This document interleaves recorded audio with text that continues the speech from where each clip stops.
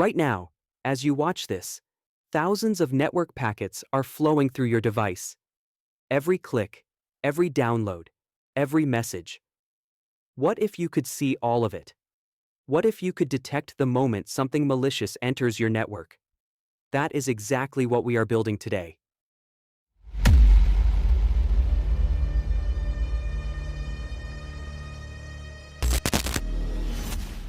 Welcome back to Tech Sky. Look at what we have built. 3 virtual machines.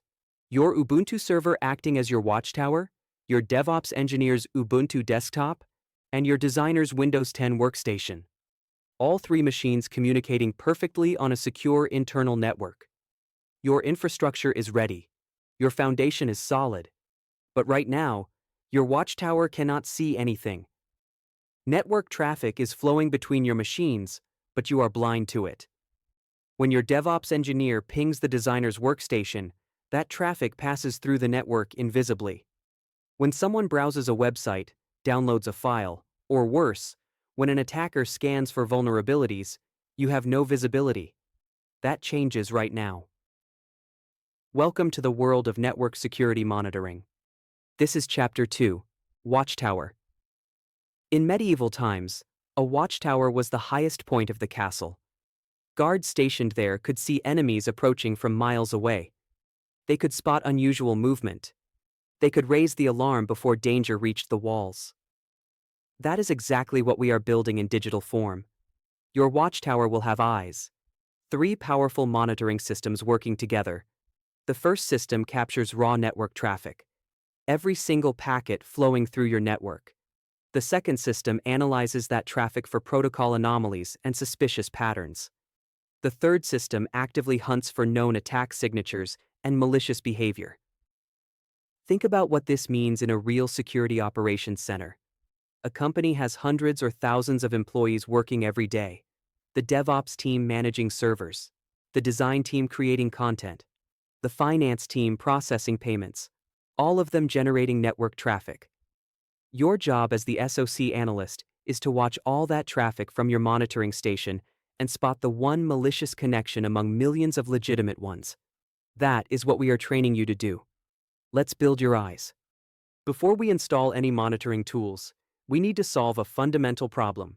By default, a network interface only sees traffic destined for itself. Your Ubuntu server can see packets sent to the server, but it cannot see traffic flowing between your Ubuntu desktop and Windows machine. This is a problem because we need to see everything. The solution is called Promiscuous mode. When a network interface operates in Promiscuous mode, it captures all traffic on the network segment, not just traffic addressed to it. This is how professional network monitoring works.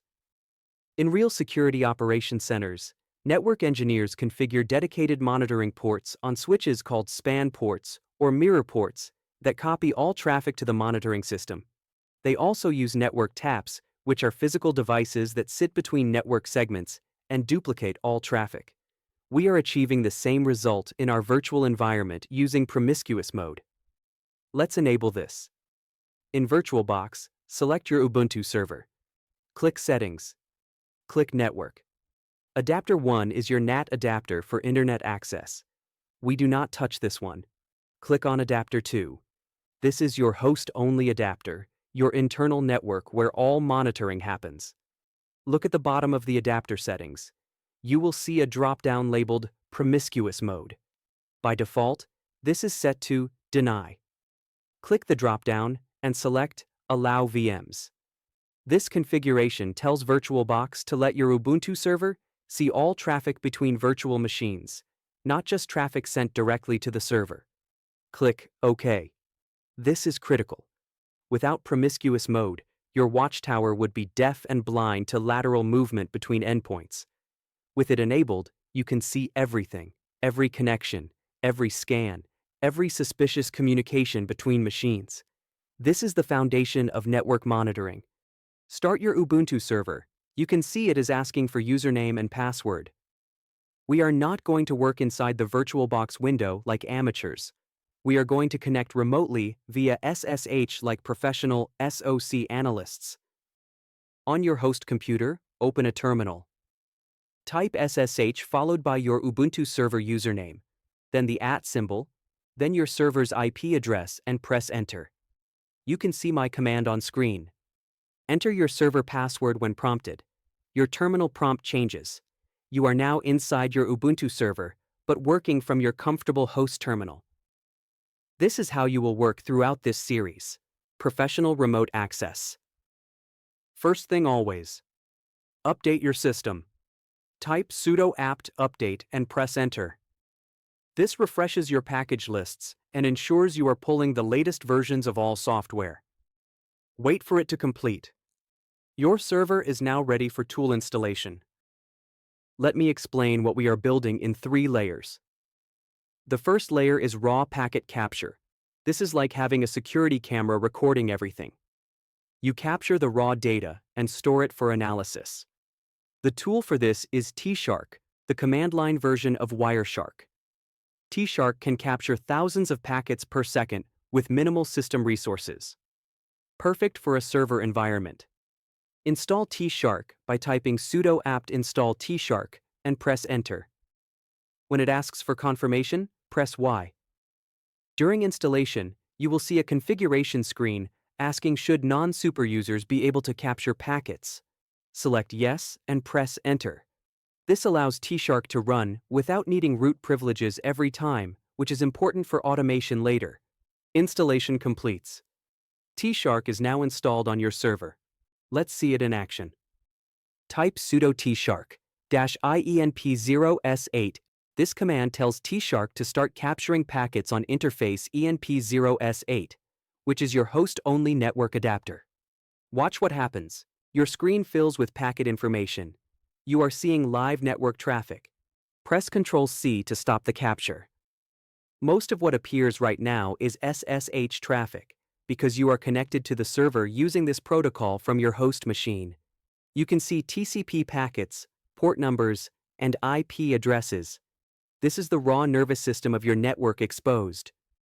In a real SOC, you do not want to see everything all the time. You want to filter for specific protocols when investigating incidents. Let's refine this. Type sudo tshark-enp0s8-ficmp and press enter. The -f flag applies a capture filter.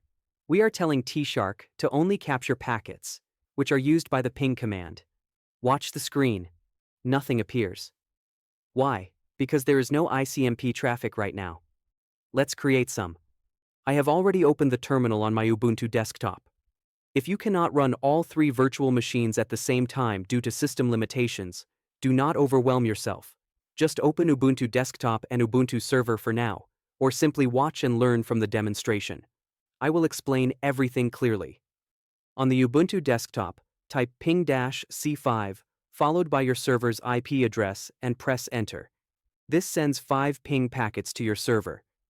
Go back to your server terminal running TShark. You saw the ICMP echo requests from your Ubuntu desktop, and the echo replies in response. Each packet captured with timestamp, source IP, destination IP, clean filtered data showing exactly what you want to see. But here is the real test. Will your server see traffic between your 2 endpoints, even when that traffic does not involve the server? I have Windows 10 already open as well. On the Ubuntu desktop, ping your Windows 10 machine using your Windows IP address. Watch your TShark capture on the server. Packets appear. Your server is seeing communication between the DevOps workstation and the designer's workstation, even though the server is not involved in that conversation. This is the power of promiscuous mode. You are seeing the entire network. Press Ctrl-C to stop. Now let's capture traffic to a file for later analysis. Type sudo tshark-enp0s8-w/tmp/capture.pcapng-a duration:40 and press enter. This command captures all traffic for 40 seconds and writes it to a file called capture.pcapng in the tmp directory. The -w flag means write to file. The -a duration flag means auto stop after specified time. While this capture runs, go back to your Ubuntu desktop and generate some traffic. Ping the server. Ping Windows. Create network activity. After 40 seconds, the capture stops automatically. You now have a packet capture file containing all network activity during that window. To read it, type sudo tshark-r/tmp/capture.pcapng. The -r flag means read from file. And press enter. Watch as TShark replays every packet from the capture. You see everything that happened during those 40 seconds. ICMP pings, SSH connections, TCP traffic, all preserved in the capture file. But you can also apply filters when reading. Write the same command again, but this time add -y ICMP at the end and press enter. Now you only see the ICMP traffic from the capture. The -y flag applies a display filter. You captured everything, but you are displaying only what matters right now. This is fundamental SOC work. You just learned the foundation of network forensics. TShark gives you raw packets. That is powerful, but overwhelming. In a busy network, you could have millions of packets per hour. You need something that turns raw packets into meaningful information. That is where Zeek comes in. Zeek used to be called Bro. It is a network analysis framework used by major tech companies and government agencies. Zeek does not just capture packets. It analyzes them. It understands protocols. It generates structured logs that tell you who talked to whom, for how long, what protocol they used, how much data transferred. It transforms chaos into intelligence. Installing Zeek requires adding a special repository. Type the command exactly as shown on the screen and press enter. This command adds the Zeek repository to your system. The full command is available in the description below, so you can copy and paste it. Next, we'll add the repository key to verify its authenticity. Now type this command and press enter. Again, full command is in the description. This ensures the packages we download are authentic. Now update your package list with sudo apt update. Watch the output. You will see Zeek repository being added to the update process. Install Zeek by typing sudo apt install Zeek and press enter. Press Y when prompted. During installation, you will be asked to configure postfix. Select No Configuration and press enter. We do not need mail services for our monitoring setup. This takes a few minutes because Zeek is a comprehensive framework with many components. Installation complete. Now here is something important about Zeek. Unlike other tools, Zeek is not a simple command you run. It has its own directory structure, configuration files, and management system. It is installed in /opt/Zeek by default. This is professional-grade software with a learning curve, but we are going to master it step by step. Let's start by analyzing our packet capture from earlier. Type cd/tmp to change to the tmp directory where our capture file lives. Type ls to list files. You should see capture.pcapng. Now we feed this capture file to Zeek. Type sudo opt/bin/zeek-r-capture.pcapng and press enter. Notice we are using the full path to the Zeek binary. This helps you understand where everything lives. Zeek processes the file. You might see some warning messages about checksums. Ignore these. They are normal with virtualized network traffic. Type ls again. Look at the files that Zeek has generated. It has carefully analyzed our packet capture and produced structured logs to help us examine the network activity. The most important file at this stage is con.log, which provides a detailed record of all connections. As you generate more varied network traffic, Zeek will automatically create additional logs, such as http.log and dns.log, for those protocols. Type catcon.log to view the connection log. You see structured data. The very first line shows separator and field definitions. Below that, you see the actual connection data in columns. Look at the structure of the log. Each column has a label. Timestamp for when the connection occurred. Unique ID for the connection identifier. Originating host IP for the IP address that started the connection. Originating port for the port used by the originator. Responding host IP for the IP address that received the connection, responding port for the port used by the responder, protocol for the type of protocol, duration for how long the connection lasted, bytes sent by originator, bytes sent by responder, and connection state for the status of the connection. This gives you all the information you need to understand who communicated with whom and what happened. This is intelligence. This is what SOC analysts read. A connection from your DevOps workstation to an unknown external IP on port 4444 at 3 a.m. is suspicious. That port is commonly used by malware for command and control, and the timestamp, 3 a.m., when no one should be working, raises even more flags. Zeek makes this activity visible.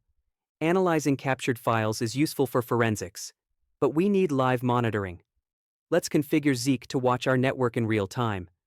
Type sudo nano/opt/zeek/etc/node.cfg and press enter. This opens Zeek's node configuration file. You will see a section for the standalone node. Find the line that says interface equals eth0. Change it to enp0s8. This tells Zeek to monitor your host-only network interface. Save the file by pressing Ctrl+X, then Y, and then enter. Next, we need to define our network. Type sudo nano/opt/zeek/etc/networks.cfg and press enter. At the bottom of the file, add a new line with your subnet in CIDR notation. If you followed the lab setup, this is 192.168.56.0/24. Then press space 4 times and write lab network as the label. Save the file the same way. Now deploy Zeek. Type sudo/opt/zeek/bin/zeekctl, deploy and press enter. This command starts Zeek in live monitoring mode using your configurations. You will see output showing the deployment process. Verify that Zeek is running by typing the same command, but replace deploy with status and press enter. You should see Zeek running with a process ID, confirming that your server is actively monitoring the network. Let's see the live logs. Type sudo tail-f/opt/zeek/spool/zeek/con.log and press enter. The tail-f command shows the end of a file and follows it as new data is added.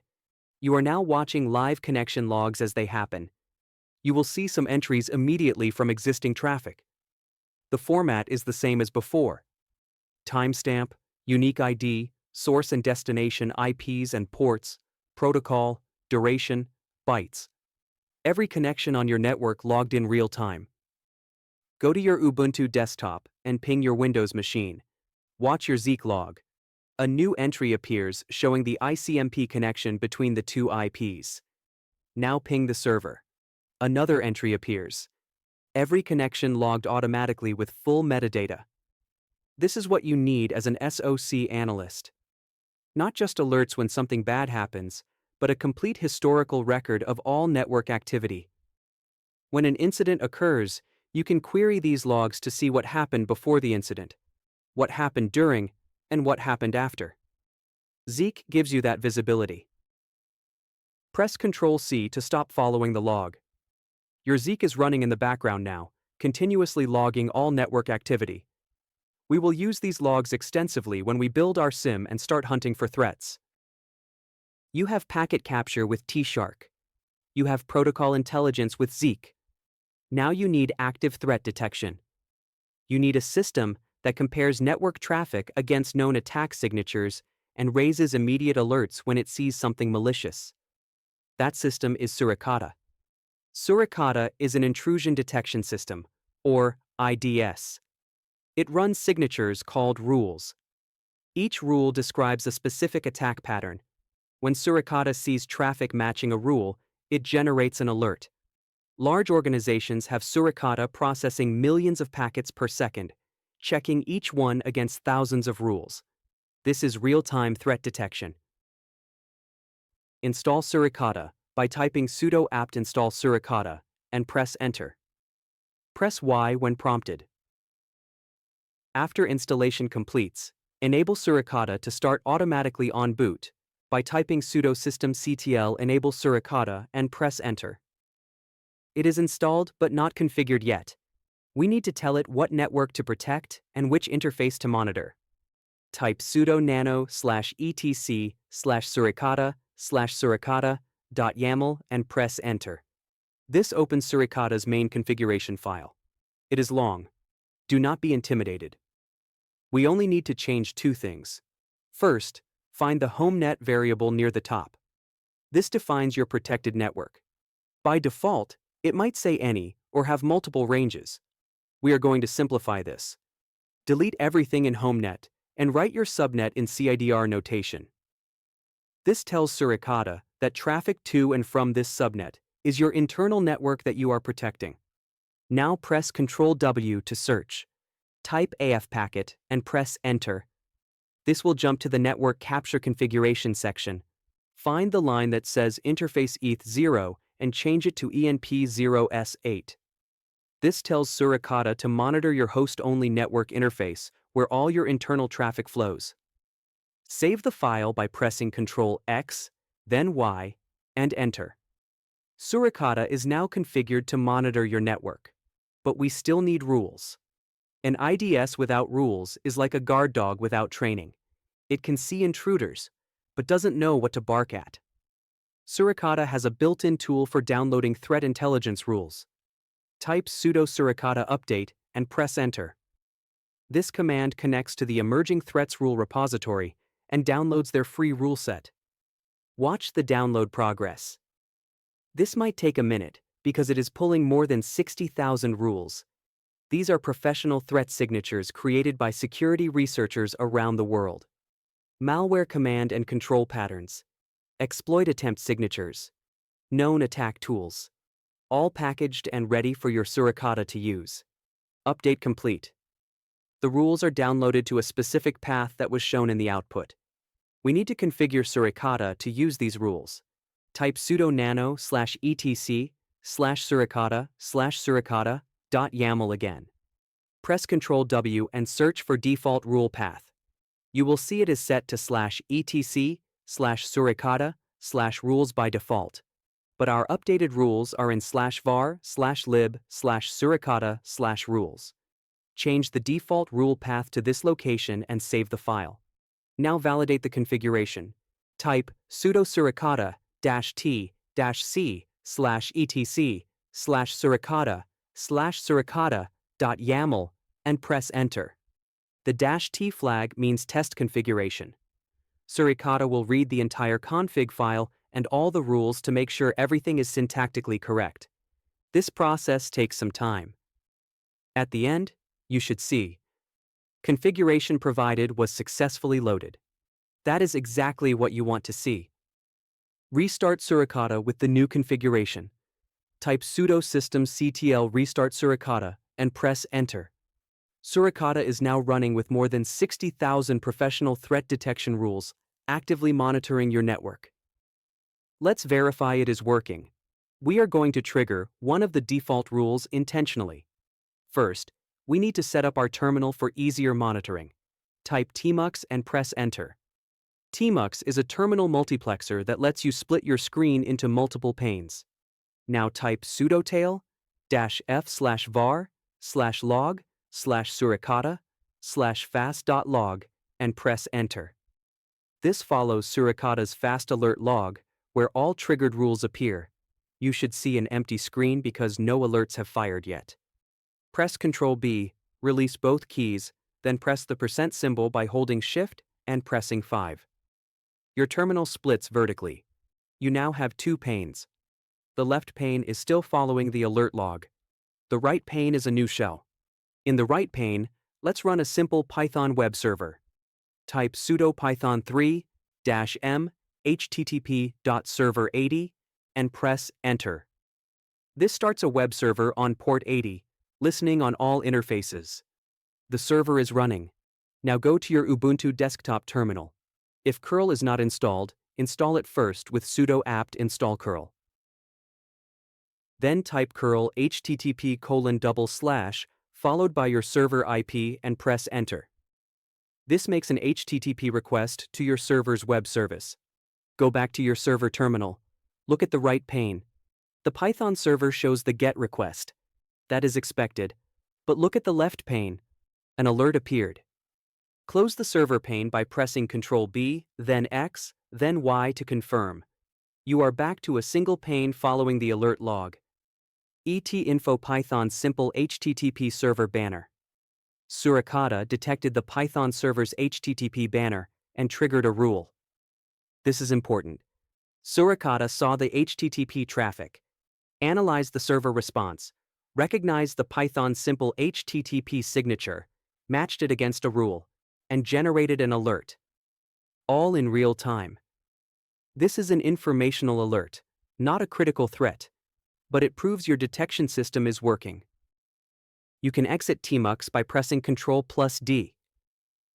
Now, we get to the good part. Creating custom detection rules. The rules you downloaded cover known attacks. But in a real SOC, you write custom rules for your specific environment. Rules that detect insider threats, lateral movement, policy violations. Let's write some. Type sudo nano/var/lib/suricata/rules/custom.rules and press enter. This creates a new custom rules file. Now paste the following rules. I will provide these in the description, but let me explain what they do. First, understand the basic rule format. Every Suricata rule has this structure: action, protocol, source IP and port, direction, destination IP and port, then options in parentheses. The action is usually alert. The protocol is TCP, UDP, ICMP, or HTTP. The IPs can be specific addresses, variables like home net, or any. The options define what pattern to match and what message to display. Rule 1. Alert on any HTTP traffic where the user agent header contains the word curl. This detects when someone uses the curl command line tool or a script to access your web services instead of a browser. Attackers use tools, not browsers. This is suspicious behavior. Rule 2. Alert when any internal host scans another internal host. Specifically, when we see 50 or more SYN packets from one internal IP to another internal IP within 30 seconds. This is classic port scanning behavior. Ransomware spreads by scanning the internal network for vulnerable systems. This rule catches that. Rule 3. Alert on any connection attempt to port 445 on internal systems. This port is used by SMB, the file sharing protocol. Both WannaCry and NotPetya ransomware exploited SMB vulnerabilities to spread globally, so any unexpected SMB traffic should be investigated. Save the custom rules file. Now, we need to tell Suricata to load these rules. Type sudo nano/etc/suricata/suricata.yaml again. Press Ctrl+W and search for rule files. You will see a list of rule files being loaded. Add a new line with -custom.rules in the same format as the others. Save the file. Validate configuration again. Type sudo suricata-t-c/etc/suricata/suricata.yaml and press enter. Wait for validation. Configuration successfully loaded. Restart Suricata. Type sudo systemctl restart Suricata and press enter. Your custom rules are now active. Let's test them. Type tmux again to start a new session. Run sudo truncate-s0/var/log/suricata/fast.log. This empties the alert log, so we start with a clean slate. Then type sudo tail-f/var/log/suricata/fast.log to follow alerts in real time. Split the terminal again with Ctrl+B, then %. In the new pane, start the Python server again with sudo python 3-m http.server80. Go to Ubuntu desktop. Run curl against your server IP. Watch your server. 2 alerts fire immediately. The first is your custom rule. Suspicious, non-browser HTTP client detected. The second is the default Python server rule, both triggered by the same traffic. Your custom rule is working. Now let's trigger the scanning rules. On Ubuntu desktop, install Nmap, type sudo apt install Nmap, and press Y when prompted. Nmap is a network scanning tool used by both attackers and security professionals. After installation, type sudo nmap-ss, followed by your Windows 10 IP address and press Enter. The -ss flag means SYN-scan. This is a stealthy port scan that sends SYN packets to multiple ports trying to discover what services are running. Go back to your server alert log. Watch what happens. Multiple alerts fire rapidly. Let me explain what you are seeing. Nmap sent SYN packets to hundreds of ports on your Windows machine, trying to find open services. Your lateral movement rule saw 50+ SYN packets within 30 seconds and triggered. Your SMB rule saw the scan hit port 445 and triggered separately. This is what real attack detection looks like. In a corporate network, if someone's workstation suddenly starts scanning other workstations, that is either an attacker doing reconnaissance or malware spreading. Your Suricata would alert the SOC team immediately. They would investigate, they would isolate the infected machine, they would stop the attack. You just simulated the exact pattern that ransomware uses to spread, and your monitoring system caught it instantly. Look at what you accomplished. Your server now has 3 layers of visibility. TShark capturing raw packets for forensic analysis. Zeek generating protocol intelligence logs that document every connection. Suricata running more than 60,000 threat detection rules plus your custom rules, alerting on suspicious behavior in real time. In a real security operations center, these 3 tools work together exactly like this. When Suricata fires an alert, the analyst checks Zeek logs to understand the context of the connection. They might use TShark to pull a packet capture of the specific incident for deep forensic analysis. Each tool serves a purpose. Together, they provide complete network visibility.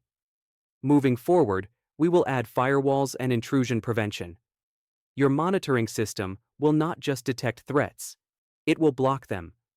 But you need this foundation first. You need to understand what normal traffic looks like before you can write rules to block abnormal traffic. If you made it this far, you are not just following a tutorial.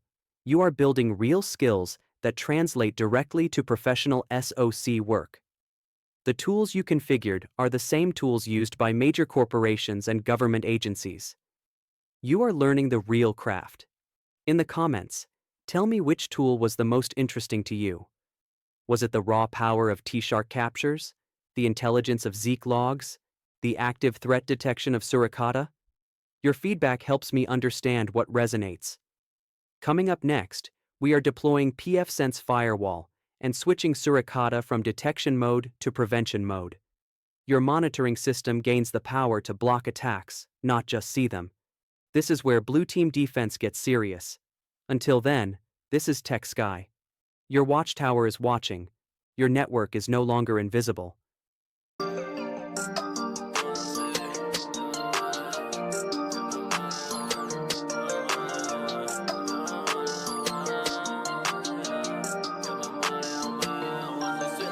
下面的盖子1 2 3，每个